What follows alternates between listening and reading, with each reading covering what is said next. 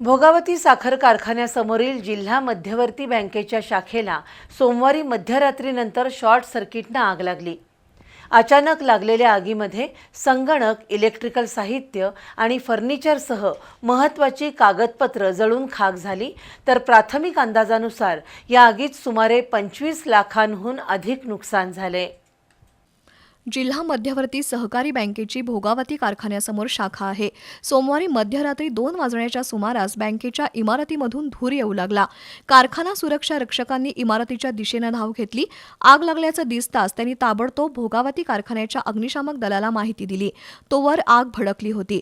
या आगीमध्ये 4 संगणक, इलेक्ट्रिकल साहित्य, फर्निचर आणि कागदपत्र जळून खाक झाली। सुदैवानं बँकेमधील रोख रक्कम आणि सोनं सुरक्षित राहिलं। जिल्हा बँकेचे संचालक राजेश पाटील सडोलीकर यांनी आज शाखेला भेट देऊन आगीच्या घटनेची चौकशी केली। बँकेतील दैनंदिन कामकाजातील 90% साहित्य जळून खाक झालं असलं तरी सर्व खातेदारांचा संगणकीय डाटा मुख्य शाखेत सुरक्षित असल्याची माहिती अधिकाऱ्यांनी दिली।